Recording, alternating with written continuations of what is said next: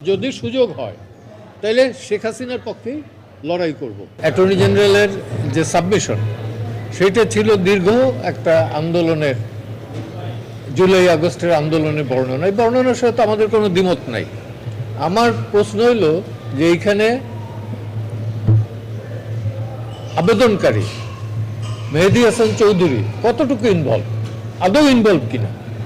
আমার ছিল যে এখানে সে বিন্দুমাত্র ইনভলভ না। তো তারা একটা সাইটেশন কোর্ট করছে যে তারা প্রেস কনফারেন্স করে বলছে যে এই গুলিগুলো পুলিশ করে না, থার্ড পার্টি করছে। আমি বলছি হ্যাঁ এটা ট্রু, যেখানে সবগুলি যে পুলিশ করছে তা না, থার্ড পার্টিও করছে।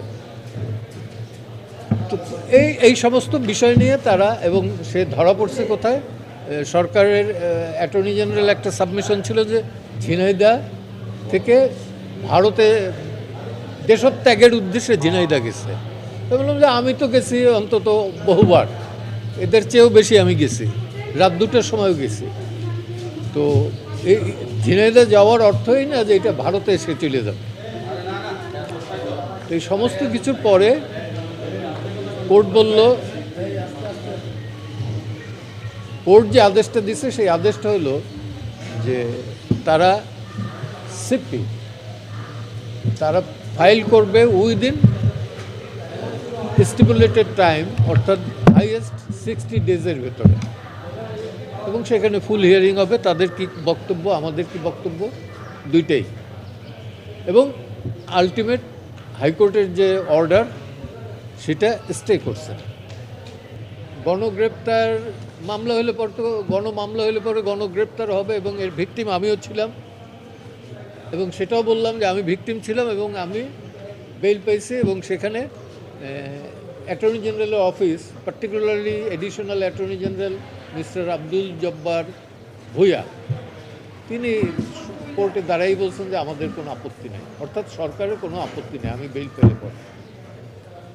তো সেটা আমি কোর্টকে বলছি যে আমি তো ছিলাম, এ আছে 84-এ, 156 অ্যাকেজডের ভেতর, আমি ছিলাম 180-র ভেতরে 94-এ।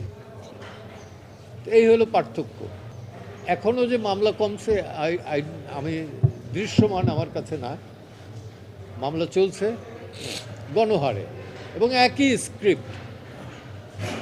স্ক্রিপ্ট, চক্ষু নষ্ট হয়ে গেছে, পা নষ্ট হয়ে গেছে, অথবা মারা গেছে একজন, গুলি লাগছে একটা, কিন্তু এর পেছনে শতাধিক 200, 300, 500 লোক ইনভলভ।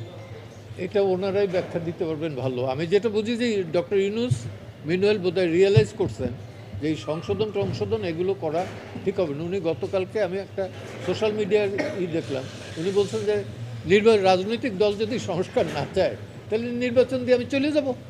আক্ষেপের ইসে শুরু বলুক আর অভিমানের সুরে বলছেন এটা, এবং দিস ইজ দ্য রিয়েলিটি। এই গভর্নমেন্টের প্রাথমিক দায়িত্ব এবং একমাত্র ডিউটি হিসেবে নির্বিঘ্নে লেভেল প্লেয়িং ফিল্ডে একটা নির্বাচন দেয়া এবং গণতান্ত্রিক পদ্ধতিতে সেই সরকারের কাছে ক্ষমতা হস্তান্তর করা, নাথিং এলস। এই সরকারের কোনো দায়িত্ব এবং কি বলবো যে রেসপন্সিবিলিটি নাই, লায়াবিলিটিস আছে অনেক। এখন এইটা ওনারা বলতে পারেন, কারণ ডেটা আমি বলি নাই, তাই নাকি আমার জানা ছিল না। পরিসংখ্যান যদি তাই বলে 16 বছরে যদি হয়, আর এইখানে 3 মাসের, সেইটা কি সেম? ওই পরিসংখ্যানে আনেন। রিজন আছে কি নাই এটা তো আমি বলি নাই।